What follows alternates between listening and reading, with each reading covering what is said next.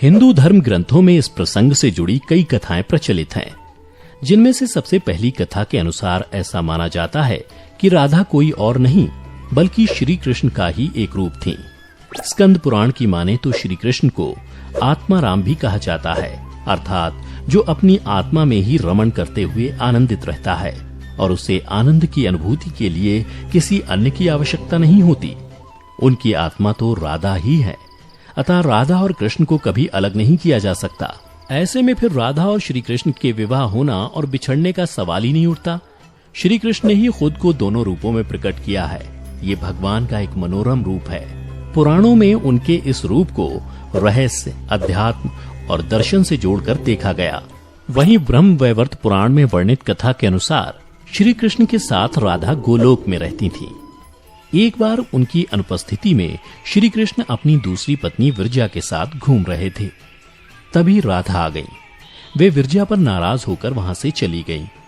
श्री कृष्ण के सेवक और मित्र श्रीदामा को राधा का यह व्यवहार ठीक नहीं लगा और वे राधा को भला बुरा कहने लगे। राधा ने क्रोधित होकर श्रीदामा को अगले जन्म में शंखचूड़ नामक राक्षस बनने का श्राप दिया। इस पर श्रीदामा ने भी उनको पृथ्वी लोक पर मनुष्य रूप में जन्म लेकर 100 वर्ष तक कृष्ण विछोह का श्राप दे दिया। राधा को जब श्राप मिला था तब श्री कृष्ण ने उनसे कहा था कि तुम्हारा मनुष्य रूप में जन्म तो होगा, लेकिन तुम सदैव मेरे पास रहोगी। यही कारण था कि राधा और श्री कृष्ण का बचपन में विछोह हो गया था। जबकि रामचरितमानस के बालकांड के अनुसार एक बार विष्णु जी ने नारद जी के साथ छल किया था। उन्हें खुद का स्वरूप देने के बजाय वानर का स्वरूप दे दिया था। इस कारण वे लक्ष्मी जी के स्वयंवर में हंसी का पात्र बन गए और उनके मन में लक्ष्मी जी से विवाह करने की अभिलाषा ही रह गई थी। नारद जी को जब इस छल का पता चला तो वे क्रोधित होकर वैकुंठ पहुंचे और भगवान को बहुत भला बुरा कहा और उन्हें पत्नी वियोग का श्राप दे दिया। नारद जी के श्राप की वजह से रामावतार में भगवान रामचंद्र जी को सीता का वियोग सहना पड़ा था और कृष्णावतार में देवी राधा का।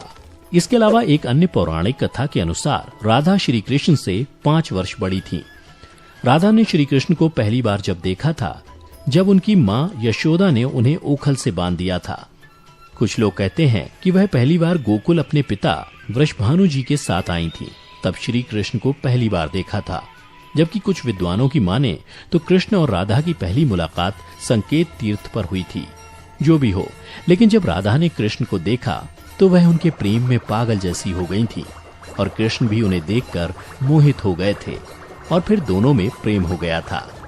ऐसा माना जाता है कि तभी से राधा श्री कृष्ण की मुरली सुनकर बावरी होकर नाचने लगती थीं और वह उनसे मिलने के लिए बाहर निकल जाती थीं। जब गांव में कृष्ण और राधा के प्रेम की चर्चा चल पड़ी तो राधा के समाज के लोगों ने उसका घर से बाहर निकलना बंद करवा दिया। जिसके बाद एक दिन श्री कृष्ण ने अपनी माता यशोदा से कहा कि माता, मैं राधा से विवाह करना चाहता हूँ। यह सुनकर यशोदा मैया ने कहा कि राधा तुम्हारे लिए ठीक लड़की नहीं है। पहला तो यह है कि वह तुमसे 12 साल बड़ी है और दूसरा यह है कि उसकी मंगनी रायाण के साथ पहले से ही हो चुकी है और वह कंस की सेना में है जो अभी युद्ध लड़ने गया है। जब आएगा तो राधा का उससे विवाह हो जाएगा, इसलिए उससे तुम्हारा विवाह नहीं हो सकता। हम तुम्हारे लिए दूसरी कन्या ढूंढेंगे। लेकिन कृष्ण जिद करने लगे। तब यशोदा ने नंद से कहा। कृष्ण ने नंद की भी बात नहीं मानी। तब नंद बाबा कृष्ण को गर्ग ऋषि के पास ले गए। गर्ग ऋषि ने कृष्ण को समझाया कि तुम्हारा जन्म किसी खास लक्ष्य के लिए हुआ है। इसकी भविष्यवाणी हो चुकी है कि तुम तारणहार हो। इस संसार में तुम धर्म की स्थापना करोगे। तुम्हें इस ग्वालन से विवाह नहीं करना चाहिए। तुम्हारा एक खास लक्ष्य है। तब श्री कृष्ण कहते हैं कि मुझे नहीं बनना तारणहार। मैं तो अपनी गायों, ग्वालनों और इन नदी पहाड़ों के बीच ही रहकर प्रसन्न और आनंदित हूँ। और यदि मुझे धर्म की स्थापना करनी है तो क्या मैं इस अधर्म के साथ शुरुआत करूं कि जो मुझे चाहती है और जिसे मैं प्रेम करता हूं उसे छोड़ दूं? यह तो न्याय नहीं है। गर्ग मुनि हर तरह से समझाते हैं, लेकिन कृष्ण नहीं समझते हैं। तब गर्ग मुनि उन्हें एकांत में यह रहस्य बता देते हैं कि तुम यशोदा और नंद के पुत्र नहीं, देवकी और वासुदेव के पुत्र हो और तुम्हारे माता पिता को कंस ने कारागार में डाल रखा है। यह सुनकर श्री कृष्ण कुछ भी कहने की स्थिति में नहीं रहे और फिर उन्होंने कहा, कृपया मेरे बारे में कुछ और बताइए। तब गर्ग मुनि ने कहा कि नारद ने तुम्हें पहचान लिया है और तुमने अपने सभी गुणों को प्रकट कर दिया है।